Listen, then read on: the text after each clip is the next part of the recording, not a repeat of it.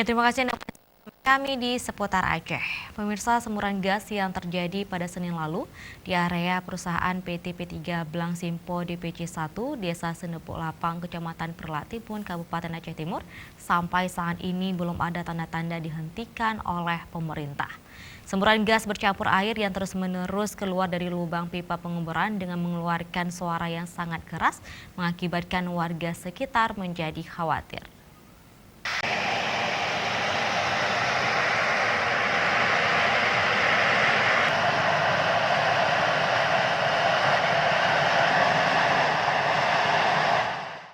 Beginilah kondisi pengeboran minyak ilegal yang masih mengeluarkan semburan gas bercampur air yang merusak perkebunan sawit milik PT P3 di Desa Senebuk, Lapang, Aceh Timur. Semburan minyak ilegal ini telah terjadi semburan pada Senin lalu dan sampai saat ini belum ada tanda-tanda upaya perhentian semburan tersebut. Menurut Gunawan, salah satu karyawan PT P3, seharusnya semburan ini segera diatasi karena sangat dikhawatirkan akan terjadi hal-hal yang tidak diinginkan.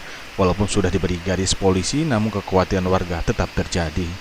Semburan tersebut upaya gas yang sampai saat ini belum mengetahui kadar bahayanya, apalagi area tersebut sering dilintas oleh para belajar dan hendak bersekolah.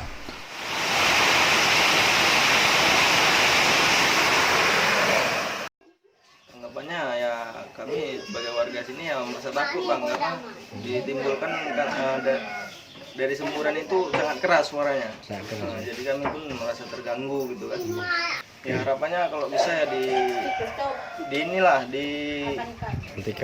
ditindai secepatnya gitu biar supaya kami tidak was-was lagi kerja di sini kan, tinggal di sini. Warga berharap agar pemerintah segera mengambil langkah untuk mengatasi semburan gas agar masyarakat di sekitar bisa hidup tenang. Dari Aceh Timur, Tim Liputan Aceh TV. Ada terlihat percikan